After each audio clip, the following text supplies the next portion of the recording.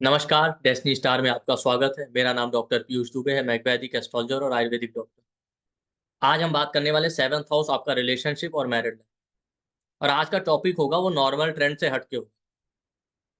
और आज आपको ये भी समझ में आएगा कि कैसे एस्ट्रोलॉजी और ज्योतिष के नॉलेज से हम वाकई अपना लाइफ चेंज कर सकते हैं, उसमें एक पॉजिटिव चेंज ला सकते हैं। आपने आज तक सुना होगा कर्मा थ्योरी, कार्मिक चेंजेस, कार्मिक बैलेंस।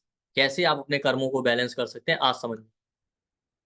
अब बहुत डीप वीडियो होने वाला है और मेरा ये रिक्वेस्ट है सभी व्यूअर्स से, वीडियो को ध्यान से सुनिएगा। आपको वाकई इसमें बहुत कुछ सीखने को मिलेगा और अपनी लाइफ में फिर आप उसको फॉलो करके बहुत सारे चेंजेस कर सकते हैं। तो बेसिकली सेवंथ हाउस, और इसमें एक कॉन्सेप्ट और भी क्लियर होगा, भावत भावम। तो सेवंथ हाउस क्या होता है? मैरिज और रिलेशनशिप का। अब नेचुरली हम क्या सुनते हैं, जैसा हमारे फादर पेरेंट्स का, मदर का मैरिड लाइफ रहा होगा, उनका नॉर्मल लाइफ रहा होगा, जैसा उनका बिहेवियर रहेगा वही हमारी लाइफ। ठीक, या पास्ट लाइफ से हम बहुत सारी चीजें कैरी कर रहे हैं अपने जनरेशन टू जनरेशन, वो आप यहाँ पे समझ में आएगा। तो सेवंथ हाउस आपकी मैरिड लाइफ का भी होता है, पब्लिक लाइफ का भी होता है। सोसाइटी में आप कैसा बिहेव कर रहे हैं वो सेवंथ हाउस बताता है। सेवंथ हाउस कंप्लीशन का है, कौन सी चीजें आपको लगता है कि आपको कंप्लीट करेंगे। फोर्थ हाउस आपके इमोशंस का होता है, आपके हृदय का होता है, आपके मदर का। इलेवेंथ हाउस आपकी इच्छा पूर्ति का होता है। डिफरेंस समझिए, इलेवेंथ हाउस विश फुलफिलमेंट का, इच्छा पूर्ति, डिजायर्स का नहीं है। ठीक, डिजायर का house seventh house. Eleventh house wish fulfilment यानी इच्छा पूर्ति का, इच्छाएं पूरी होंगी कि नहीं होंगी वो हम। तो आप देखिए, अब भावत भावम के अकॉर्डिंग आप देखें तो सेवंथ हाउस फोर्थ से फोर्थ है। फोर्थ हाउस आपकी मदर का हो गया, तो सेवंथ हाउस फोर्थ से फोर्थ है। मदर का इमोशनल स्टेट क्या था, इमोशनल लेवल पे मदर का बिहेवियर कैसा था, ये बताता है। मदर का हार्ट कैसा था, वही सेवंथ हाउस नाइन्थ से इलेवेंथ। नाइन्थ हाउस फादर का है, इलेवेंथ हाउस इच्छा पूर्ति का, कि फादर का एटीट्यूड क्या था अपनी इच्छाओं को लेके, अपनी डिजायर्स को लेके। क्योंकि कोई भी हाउस या कोई भी भाव आपका एटीट्यूड बताता है। तो 9 से 11 था सेवंथ हाउस, फादर ने इच्छा पूर्ति को लेके क्या एटीट्यूड रखा था, सही रास्ता चुना, गलत रास्ता चुना, वो बताता है। अब इन्हीं दोनों का इंपैक्ट आपके सेवंथ हाउस में आ रहा है, तो वो ये बता रहा है कि relationship, married life, public dealing को लेके आपका क्या एटीट्यूड, आप क्या सोचते हैं, ये बताएगा। तो अलग अलग प्लेनेट और लॉर्ड को स्टडी करेंगे। तो मान लेते हैं सेवंथ हाउस में सन है, या सेवंथ लॉर्ड सन हो जाए, तो फोर्थ से फोर्थ हो गया, तो मदर का क्या बिहेवियर होगा। इमोशनल लेवल पे मदर को बहुत सेक्रीफाइस करने पड़े, बहुत सारे ईगो क्लैशेस रहेंगे इमोशनल लेवल पे, लोगों के साथ भी और खुद खुद के ईगो क्लैशेस होंगे, खुद के इमोशंस के साथ उनको डील करना पड़े। इमोशनल लेवल पे थोड़ा ईगोइस्टिक बिहेवियर हो सकता है मदर। इमोशनल लेवल पे फादर से बहुत अटैच रहेंगी। ये आपका सेवंथ हाउस में अगर सन है या सेवंथ लॉर्ड सन है, तो मदर का इमोशनल स्टेट होता है। अब वही 9 से 11 है, तो फादर अपनी डिजायर्स को लेकर बहुत डिसिप्लिन होकर आगे बढ़ेंगे। हाई अथॉरिटी, फादर की इच्छा होगी बहुत हाई अथॉरिटेटिव, वो अथॉरिटेटिव पोजीशन चाहिए, बहुत हाई स्टेटस चाहिए, बहुत बोल्ड और कॉन्फिडेंट अप्रोच हो। ये फादर का एटीट्यूड होगा अपनी डिजायर्स को लेके, अपनी इच्छा पूर्ति को लेके, वो इसी तरीके से आगे बढ़े। अब सेवंथ हाउस में तो यही चीजें आपके रिलेशनशिप, पब्लिक रिलेशन और मैरिड लाइफ में रिफ्लेक्ट। अब ये नेटिव क्या करेगा जब सेवंथ हाउस में सन आ जाएगा। अच्छा, सन का एक और क्वालिटी होता है, सन अपने कल्चर कम्युनिटी के लोगों को रिप्रेजेंट करता है। तो सेवंथ हाउस में है तो फोर्थ से फोर्थ है, तो मदर अपने कल्चर कम्युनिटी के लोगों के साथ ज्यादा कंफर्टेबल फील करेंगी, दूसरे कल्चर कम्युनिटी के लोगों के साथ उतना कंफर्टेबल फील नहीं करेंगी। वो हमेशा अपने लोगों से मिक्सअप होना चाहेंगे इमोशनल लेवल। तो अब यही सेवंथ हाउस में अगर सन है और सेवंथ लॉर्ड या तो सन है, तो नेटिव का मैरिड लाइफ और रिलेशनशिप में यही अप्रोच हो जो उसके फादर से और मदर से मिला। अब ये नेटिव क्या सोचेगा, रिलेशनशिप अपने कास्ट कल्चर कम्युनिटी में करना है, दूसरे कास्ट कल्चर कम्युनिटी में नहीं। पार्टनर बोल्ड और कॉन्फिडेंट होना चाहिए। रिलेशनशिप में इनके बार बार ईगो क्लैशेस होते रहे। सन एक सेपरेटिव प्लेनेट है, तो कहीं ना कहीं ईगो क्लैशेस और बार बार सेपरेशन भी देता है। सेपरेशन देगा फिर रियूनियन देगा, अनलेस और अनटिल और चार्ट में ऐसे कॉम्बिनेशन ना हो डिवोर्स वाले, तो एक अलग बात। अदरवाइज सेपरेशन और रीयूनियन का थीम रहेगा। अपने कास्ट कल्चर के लोगों पे ज्यादा ट्रस्ट करेंगे, दूसरे कास्ट कल्चर के लोगों पे नहीं। अब इसका सॉल्यूशन क्या है? सॉल्यूशन ये है कि एज अ पेरेंट्स आपको चाहिए कि कभी भी इमोशनल लेवल पे ईगो क्लैश ना रखें। अगर आप मदर एज अ मदर आपके अंदर बहुत ज्यादा ईगोइस्टिक एटीट्यूड होगा इमोशंस को लेके, इमोशनल लेवल पे ईगो क्लैशेस होंगे, और एज अ फादर अगर आप बहुत ही ज्यादा इच्छाओं को लेके बहुत गो गेटर एटीट्यूड होगा, बहुत बोल्ड कॉन्फिडेंट होंगे कि मुझे हाई पोजीशन चाहिए, ये चाहिए, तो आप देखिए ऐसे में ईगो में आप कुछ गलत ना करो। क्योंकि 7th हाउस में सन है, तो ये भी हो सकता है कि फादर अपनी इच्छा पूर्ति के लिए बहुत ईगोइस्टिक एटीट्यूड रखें, और उस ईगो में अपनी इच्छा पूर्ति के लिए कुछ गलत मार्ग भी अपना सकते। तो अगर आपने ये किया तो आपके बच्चे की मैरिड लाइफ, आपके बच्चे का public life, relationship life disturb होने वाला। तो सॉल्यूशन ये है कि ऐसे कपल्स को ये चाहिए कि एज अ मदर आप इमोशनल लेवल पे हम्बल बने, शांत बने। एज अ फादर आपको चाहिए कि अपनी इच्छा पूर्ति के लिए इतने इगोइस्टिक ना हो जाए कि आप किसी को हर्ट करें, अदरवाइज नेक्स्ट जनरेशन उसको फेस करेगी। यही इसका प्रैक्टिकल सॉल्यूशन, और इसमें श्री राम जी की लाइफ से आप सीख सकते हैं कितने हम्बल होते हैं। दूसरा, 7th हाउस में मून हो या 7th लॉर्ड में, तो अगर ये मून वीक हो जाए तो 4th से 4th है, तो मदर का इमोशनल अप्स एंड डाउन बहुत रहेगा। इमोशनल लेवल पे बहुत जल्दी ऐसे लोगों का ईगो हर्ट हो जाता है। अब इनकी मदर ऐसे होंगी कि कुछ भी उनको किसी ने कह दिया बहुत इजीली हर्ट हो जाएगी, इमोशंस पे कंट्रोल नहीं। मदर से इमोशनली बहुत अटैच है, तो अगर मदर से वो प्यार, वो केयरिंग नहीं मिला तो भी परेशान रहेंगे इमोशनल। मून अनकंडीशनल बिहेवियर दिखाता है, तो ऐसे लोगों की मदर बहुत ही अनकंडीशनल होंगी इमोशनली। अनकंडीशनली लोगों को सपोर्ट करना है, लोगों को केयर करना है। अब अनकंडीशनल सपोर्ट और केयर की वजह से मदर के साथ बार बार इमोशनल लेवल पे चीटिंग हुआ होगा। अब 9 से 11th है वही मून अगर 7th हाउस में, तो फादर बहुत ही इमोशनल होकर अप्रोच करेंगे अपनी डिजायर्स को लेके, अपनी विश फुलफिलमेंट को लेके। अपनी इच्छा पूर्ति के लिए फादर का अप्रोच अनकंडीशनल होगा, तो उसके लिए वो कुछ भी करने के लिए तैयार होंगे। दूसरा ये भी हो सकता है कि 7th हाउस में मून है, तो फादर के लिए सबसे बड़ी इच्छा ये हो कि मानसिक शांति रहे, बाकी कुछ नहीं चाहिए हो। तब 7th हाउस में यही मून हो रहा था। अब इस नेटिव का क्या एटीट्यूड होगा मैरिड लाइफ को लेके, कि ये नेटिव चाहेगा कि पार्टनर बहुत इमोशनल केयरिंग हो, बहुत सपोर्टिव हो।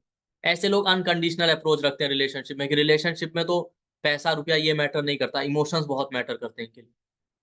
इसलिए अनकंडीशनली लोगों पे ट्रस्ट करना है, अनकंडीशनली लोगों से इमोशनली कनेक्ट होना है। उसकी वजह से इन लोगों के साथ चीटिंग होता है और रिलेशनशिप में सफर करते हैं। लेकिन ये आया कहाँ से? आपके पेरेंट्स से, जो आपके फादर ने इच्छा पूर्ति के लिए किया, जो आपकी मदर ने इमोशनल लेवल पे किया। तो एज अ फीमेल आपको ये चाहिए कि आपके बच्चे में ये क्वालिटी ना आए, तो ये ध्यान रखिए कि इमोशनल लेवल पे बैलेंस रही, इमोशंस और लॉजिक के बीच में बैलेंस बना के चलिए। ये नहीं है कि अनकंडीशनल होके किसी पे भी ट्रस्ट करो। एज ए फादर अगर आप मेल हैं तो आपको चाहिए कि अनकंडीशनल अप्रोच ना रखें। इस दुनिया में कुछ भी अनकंडीशनल नहीं होता, सब कुछ जो है कैलकुलेशन के साथ चलता है। इमोशंस और लॉजिक के बीच में बैलेंस बना के तब अपनी इच्छाओं की तरफ बढ़ो। मान लेते हैं आपका मरकरी 7th हाउस में है या 7th लॉर्ड है, तो मदर इमोशनल लेवल पे कैसे होंगी? बहुत ही कैलकुलेटिव, हमेशा हिसाब किताब लगा के चलेंगे, अपना फायदा नुकसान सोच के ही इमोशनल लेवल पे बिहेव करेंगे। इमोशनल लेवल पे वही एटीट्यूड हो। इनके लिए इमोशंस इमोशंस कम, बिजनेस ज्यादा हो। किसी से इमोशनली कनेक्ट होने से पहले ये बैक ऑफ द माइंड सोचेंगी कि इससे फायदा होगा कि नुकसान होगा। इमोशनल लेवल पे बहुत डिप्लोमेटिक हो। 9 से 11th है, फादर अपनी इच्छाओं को लेके बड़े डिप्लोमेटिक, बहुत कैलकुलेटिव होंगे कि इसके लिए कुछ करूंगा तो मेरा फायदा होगा कि नुकसान होगा, या ये करने से मेरा नुकसान होगा कि फायदा होगा। उनके लिए अपनी डिजायर, मर्करी सेल्फिश और नैरो माइंडेड बनाता है। तो 4 से 4th है मतलब 7th हाउस, तो मदर थोड़ा नैरो माइंडेड होगी इमोशनली। मून की तरह अनकंडीशनल नहीं होगी कि किसी का भी सपोर्ट करे। फादर भी बड़े सेल्फिश होंगे, अपने फायदे नुकसान का सोच के ही आगे बढ़े। उनके लिए अपनी डिजायर्स, अपनी इच्छाएं पहले मैटर करती। अब 7th हाउस में आ गया तो पार्टनर भी इस नेटिव का भी रिलेशनशिप को लेके यही थॉट होगा, जो उसकी मदर का इमोशनल बिहेवियर था, जो फादर का एटीट्यूड था इच्छाओं को लेकर। अब ये इंसान बड़ा कैलकुलेटिव होगा रिलेशनशिप, भले कितने भी डिवोटेड हो, back of the mind calculation चलता रहेगा कि इससे मैरिज कर लेंगे तो मेरा फाइनेंशियल स्टेटस राइज कर जाएगा, इससे रिलेशनशिप हो गया तो हमें पीआर मिल जाएगा, PR, visa, document, financial status. मतलब उनके लिए रिलेशनशिप भी कहीं ना कहीं एक बिजनेस डील होता है, तो कैलकुलेटिव होके ही रिलेशनशिप में इन्वॉल्व। उनके लिए कम्युनिकेशन और टच मैटर करता है। अब ऐसे में क्या, रिलेशनशिप में इमोशंस एक इंपॉर्टेंट फैक्टर है। आप हर जगह कैलकुलेशन नहीं कर सकते। रिलेशन होता है अनकंडीशनली, लोगों को के साथ मिक्सअप होने का, इमोशनल कनेक्शन बनाने, बट इतने अनकंडीशनल ना हो जाए, मून की तरह चीटिंग होता रहे, मरकरी की तरह इतने कैलकुलेटिव ना हो जाए, ये ध्यान रखिए। तो as a parents, as a mother, आपको ये समझना चाहिए कि इमोशनल लेवल बहुत कैलकुलेटिव होके हर बार फायदे नुकसान ही नहीं देखे जाते। एज अ फादर आपको हमेशा ये नहीं सोचना चाहिए कि मेरी इच्छाएं कैसे पूरी होंगी, मेरी डिजायर्स पूरी होंगी, बस उसको लेके ही कैलकुलेशन। ओवर एनालिटिकल मत बनो, अदरवाइज आपके बच्चे के चार्ट में आपको मिलेगा और आपका बच्चा सफर करेगा अपनी मैरिड लाइफ में, अपने पब्लिक रिलेशन। जुपिटर है तो जुपिटर एक अच्छा प्लेनेट है, तो फोर्थ है तो मदर जो है बहुत ब्रॉड माइंडेड, नॉलेज उनके लिए बहुत मैटर करता है, बहुत ब्रॉड माइंडेड, केयरिंग है, सब पे दया करना, सब पे इजिली ट्रस्ट और फेथ करना। तो जुपिटर एक बेस्ट है, लेकिन कभी कभी क्या होता है कि ज्यादा ब्रॉड माइंडेड इंसान भी दूसरों से धोखा खा जाता है, हर प्लेनेट की पॉजिटिव और नेगेटिव। और सेवंथ हाउस में जुपिटर है या सेवंथ लॉर्ड जुपिटर है, ठीक, तो आप ये समझिए मदर का क्या होगा। मदर को कितने भी इमोशनल लेवल पे चैलेंज आ जाए, कभी किसी को दिखाएंगे नहीं, वो खुद से ही डील करेंगे। क्योंकि जुपिटर का एटीट्यूड कैसा होता है कि कुछ भी समस्या है पहले उससे डील करो, दिखाना नहीं। जुपिटर उस सुपरमैन की तरह जो अकेले बैठकर होते हैं, किसी के सामने नहीं। बट ओवरऑल अच्छा होता है। 9 से 11 है तो फादर ना अपनी इच्छा पूर्ति को लेकर हमेशा धर्म का पालन, बहुत ब्रॉड माइंडेड एटीट्यूड रखेंगे कि ठीक है, इच्छाएं हैं उसको पूरा करना है, बट सही रास्ते से। उनकी इच्छाएं, डिजायर्स पूरे हुए तो ठीक है, वरना कभी किसी को शो नहीं करें। मतलब सेवंथ हाउस में तो मदर इमोशनल लेवल पे कभी अपने इमोशंस शेयर नहीं करेंगी, एक्सप्रेस नहीं करेंगे ओपनली, बहुत सोच समझ के। फादर अपनी इच्छाओं को लेकर कभी ओपनली एक्सप्रेस नहीं करेंगे। अब सेवंथ हाउस में आ गया, तो वैसे तो ठीक है जुपिटर, लेकिन ये इंसान ना रिलेशनशिप में एक्सप्रेस नहीं कर पाता अपनी फीलिंग, क्योंकि बहुत मैच्योर होता है। ओवर मैच्योर होने की वजह से अपनी फीलिंग शेयर नहीं कर पाता, तो कभी कभी पार्टनर को ये लगता है ऐसे नेटिव के कि पता नहीं ये इंसान चाहता क्या है। दूसरा, सेवंथ हाउस में जुपिटर है, सेवंथ लॉर्ड जुपिटर है, तो इस इंसान के लिए भी नॉलेज, ज्ञान, धर्म ये बहुत इंपॉर्टेंट फैक्टर है। पार्टनर नॉलेजेबल होना चाहिए, समझदार होना चाहिए, मैच्योर होना चाहिए।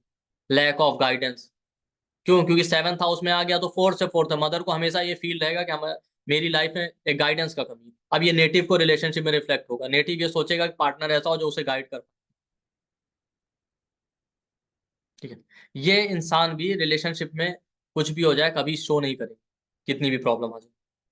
तो अब यहाँ पे सॉल्यूशन ये कि आप कितने भी मैच्योर बने, लेकिन कभी कभी अपनी प्रॉब्लम दिखानी भी चाहिए, वरना लोग ये समझेंगे कि इस इंसान की लाइफ में तो कोई प्रॉब्लम ही नहीं, लोग आपको भगवान समझने लगे। और आप अपने इमोशंस, समय समय पे अपने इमोशंस और फीलिंग शेयर करना भी जरूरी। हर बार शेयर करते भी नहीं रहना चाहिए, हर किसी को बताते जा रहे हैं, बट ये भी नहीं कि उसको रोक के रखें। जहां जरूरत हो उस हिसाब से शेयर करें, एज अ मदर। और एज अ फादर, ठीक है, अपने आपकी कोई इच्छा है, डिजायर है, उसको दबाइए नहीं, सही मार्ग चुनना है, बट उसे बताइए, सही जगह पे सही तरीके से एक्सप्रेस कीजिए। अदरवाइज वो आपके बच्चे की मैरिड लाइफ, आपके बच्चे की पब्लिक लाइफ में रिफ्लेक्ट। जुपिटर के बाद आ जाता है सैटर्न। अब सैटर्न सेवंथ हाउस में है या सेवंथ का लॉर्ड है, फोर्थ से फोर्थ हो गया, तो मदर इमोशनल लेवल पे बड़ा अननोन फियर रहेगा मदर के दिमाग में, कुछ गड़बड़ तो नहीं हो जाएगी, कुछ गड़बड़ तो नहीं हो जाएगी। इमोशनल लेवल पे हमेशा निगेटिव सोचना, इतना डेप्थ में सोचना है प्रोज एंड कॉन्स को लेके कि कभी इमोशनल लेवल पे कोई इनिशिएटिव ले ही नहीं पाएंगे। इसीलिए फोर्थ सेवंथ हाउस में सैटर्न आ जाए, फोर्थ या सेवंथ लॉर्ड सैटर्न हो जाए, तो मदर जल्दी किसी से इमोशनली कनेक्ट ही नहीं हो पाती।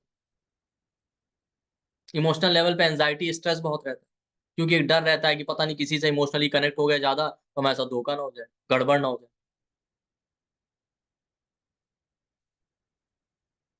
मदर का इमोशनल स्टेट ऐसा ही होगा।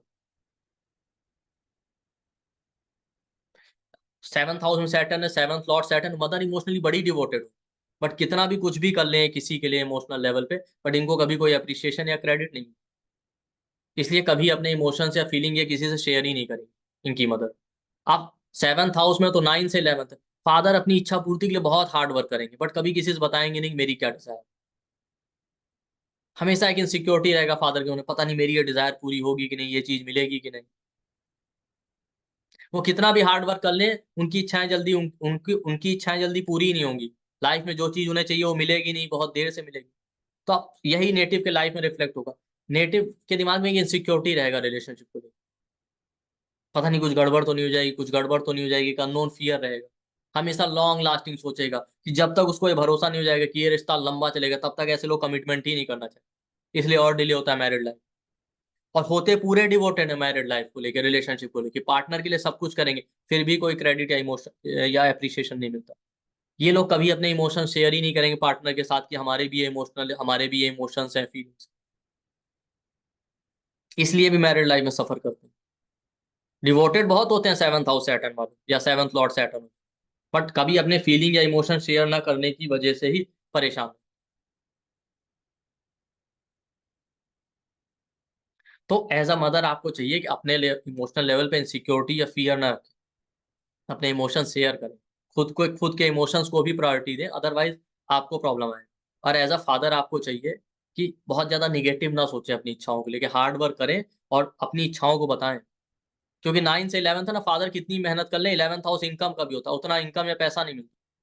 बट अगर आप मेहनत कर रहे हैं एज अ फादर, तो आप बताइए लोगों को, भाई हमारी भी इतनी रिक्वायरमेंट है, इतना पैसा चाहिए, ये मेरी भी डिजायर। अदरवाइज वो आपके बच्चे के 7th हाउस में रिफ्लेक्ट हो रहा है, उसका भी एटीट्यूड ऐसा ही हो जाएगा रिलेशनशिप और married life.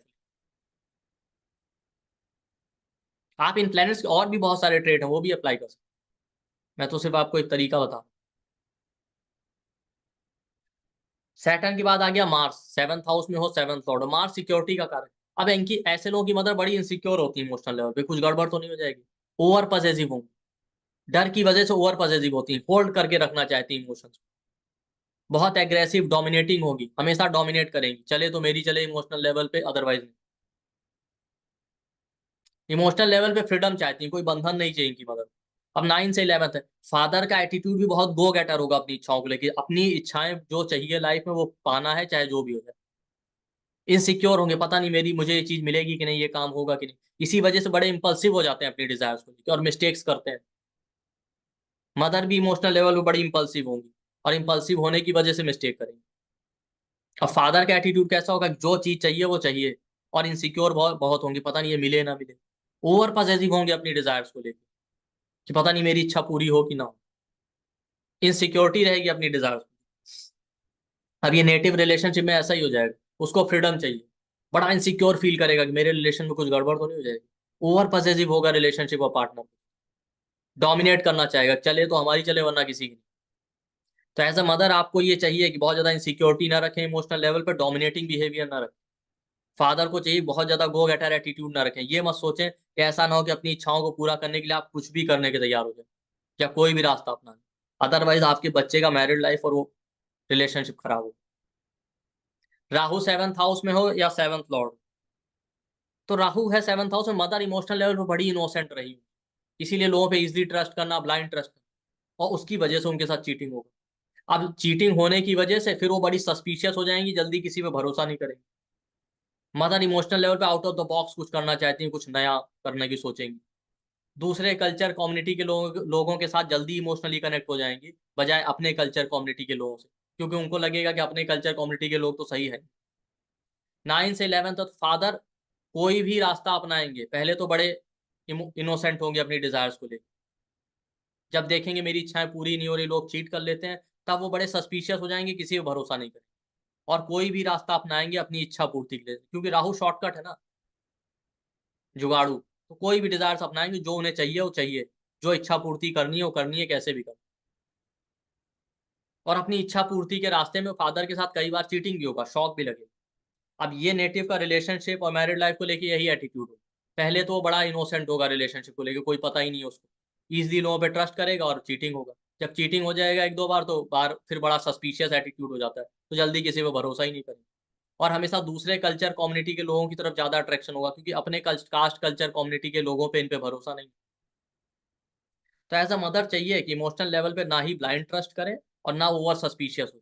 As a father ये चाहिए कि इच्छा पूर्ति को लेके ये ना करें कि कोई भी मार्ग अपना रहे हैं, कोई भी शॉर्टकट अपना, अदरवाइज आपके बच्चे का मैरिड लाइफ और पब्लिक लाइफ खराब। केतु 7th हाउस में है, 7th का लॉर्ड है, क्योंकि स्कॉर्पियो का को लॉर्ड होता है। तो ऐसे में मदर ना इमोशनल लेवल पे बहुत मिस्टेक करेंगी, इंपल्सिव होने की वजह से बार बार गलतियां करेंगी, और ओवर थिंकिंग एंजाइटी का प्रॉब्लम रहेगा, अनरियलिस्टिक थॉट होंगे इमोशनल लेवल पे मदर के, जो रियलिटी से परे हैं, आइसोलेशन में रहना, अकेले रहना, शांत रहना, बस ये एटीट्यूड। 9 से 11 तो फादर अपनी इच्छाओं को लेके बड़े इंपल्सिव होंगे, इसकी वजह से बार बार गलतियां करेंगे। एक्सट्रीम डिजायर है, राहु केतु एक्सट्रीम देते हैं, तो 9 से 11th है 7th हाउस, फादर की इच्छाएं असीम है जो रियलिटी से परे हैं। अब 7th हाउस में आ गया तो इस नेटिव को भी इमोशनल रिलेशनशिप में बड़ा स्ट्रेस और एंजाइटी रहेगा, अनरियलिस्टिक डिजायर रहेगा, ओवर एनालिटिकल कि पार्टनर स्पिरिचुअल भी होना चाहिए, मेटलिस्टिक भी होना चाहिए, पैसे वाला भी होना चाहिए, unrealistic thoughts. Ketu 7th house में हो, 7th का लॉर्ड, इसी वजह से लोग बार बार मिस्टेक करते हैं। और जैसा मैंने कहा ना, ऑनलाइन डेटिंग, इंटरनेट डेटिंग, दूर से ऐसे रिलेशनशिप में कनेक्ट हो जाना जहां पे मिलना कम होता है, बस बात हो रही है, उसी में खुश है। तो एज अ मदर आपको चाहिए कि इमोशनल लेवल पे अनरियलिस्टिक ना सोचें, बहुत ज्यादा स्ट्रेस एंजाइटी में ना रहें। और 9 से 11th है तो एज अ फादर आपको चाहिए कि इच्छा पूर्ति को लेके इतने इस तरह के रास्ते ना अपनाएं जहां बार बार आप गलतियां, और अनरियलिस्टिक डिजायर्स ना सेट करें, अदरवाइज बच्चे का मैरिड लाइफ और पब्लिक लाइफ खराब होता है। तो इस वीडियो से आपको ये समझ में आया कि कितना इंपॉर्टेंट रोल होता है हमारे पेरेंट्स। जैसा हमारे मदर का इमोशनल स्टेट होगा और जैसा हमारे फादर रास्ता अपनाएंगे अपनी इच्छा पूर्ति के लिए, वो हमारी लाइफ में इम्पेक्ट करेगा ही करेगा। जो हम कहते हैं ना, जनरेशन टू जनरेशन चीजें चली आ रही, कर्सेस चले आ रहे, क्योंकि हम एक दूसरे से कनेक्टेड हैं। भाई हमारे पेरेंट्स का जो बिहेवियर होगा वही तो हमारी लाइफ में रिफ्लेक्ट। तो आप भी, आपका ये रोल है सोसाइटी में as a mother, as a father, कि अपने इमोशनल स्टेट को और इच्छाओं को लेके कभी गलत रास्ता ना अपनाएं, अगर आप चाहते हैं कि आपके बच्चे ना सफर। इसीलिए आजकल ज़्यादातर लोगों की मैरिड लाइफ और रिलेशनशिप में प्रॉब्लम है। उसका रूट कॉज यही है और प्रैक्टिकल सॉल्यूशन भी यही। तो आई होप आपको ये वीडियो पसंद आया होगा। इसके पहले आप लोगों के लिए एक इंपॉर्टेंट अनाउंसमेंट है कि हम लोग का 12 डेज का टाइमिंग ऑफ इवेंट पे क्लास आ रहा है, जिसमें हम लोग दशा, ट्रांजिट, गोचर सब कवर करेंगे। 18 मार्च से शुरू होगा और 7 PM से 8:30 PM तक क्लास होगा। और वीक में 4 डे क्लास होगा, मंडे टू थर्सडे। इसमें आपको रिकॉर्डिंग, PDF, सर्टिफिकेट सब कुछ मिलेगा। और इसमें हम बहुत सारी चीज़ें कवर करेंगे, दशा, ट्रांजिट सब कुछ कवर करेंगे। इसमें महादशा, अंतरदशा का ट्रांजिट, और आप ये भी बता सकते हैं दशा और ट्रांजिट से कोई इवेंट जो पहले हुआ था वो किस लोकेशन पे हुआ था, ये भी हम देखेंगे। चंद्रकला नाड़ी के बहुत सारे टेक्निक और बहुत सारे स्नैपशॉट मेथड मैं आपको बताऊंगा कि आप फिंगर टिप पे टाइमिंग कर लें, दशा वशा लगाने की जरूरत ना पड़े। ट्रांजिट सैटर्न, जुपिटर, सन, मून, राहु का, जिससे कि आप जो है किसी भी इवेंट का ईयर, मंथ, डेट सब निकाल। और इसमें हम टाइमिंग करियर का, property purchase, property sale, marriage का, डिवोर्स का, जॉब का, ब्रेक होगा करियर में, टाइमिंग, एक्सीडेंट, फॉरेन ट्रेवल, सब कुछ, मीटिंग, गुरु कब मिलेगा, नॉलेज कब मिलेगा, वेल्थ कब आएगा, ये सारा हम कवर करेंगे। हर एक इवेंट का टाइमिंग हम इसमें कवर करेंगे और बहुत सारे स्नैपशॉट मेथड मैं आपको दूंगा। तो और जिसको भी ये क्लास ज्वाइन करना है, हमारा जो एनर्जी एक्सचेंज है वो आप देख रहे होंगे 7777 है, बट हमारे यहाँ बहुत सारे डिस्काउंट ऑफर अवेलेबल रहते हैं। तो आप हमारे डिस्क्रिप्शन बॉक्स में जाएं या वीडियो के कमेंट सेक्शन में जाएं, वहाँ आपको डिस्काउंट के बारे में इंफॉर्मेशन मिल जाएगा। इसके अलावा हमारा नंबर है 9990369555। इस नंबर पे भी कॉल या व्हाट्सएप करके आप और इंक्वायरी कर सकते हैं। बट ये अपने आप में एक बहुत ही अच्छा कोर्स होने वाला है, क्योंकि टाइमिंग सबसे टफ पार्ट होता है, लेकिन मैं बहुत ही ईजी वे में आपको समझाऊंगा। मैंने कहा ना, मैं ऐसे स्नैपशॉट मेथड बताऊंगा कि आप फिंगर टिप पे टाइमिंग, दशा महादशा सिखा भी मैं दूंगा तो भी आपको जरूरत ही शायद ना पड़े। तो आई होप आपको ये वीडियो पसंद आया होगा। वीडियो को लाइक कीजिए, शेयर कीजिए, चैनल को सब्सक्राइब कीजिए। थैंक यू, नमस्ते।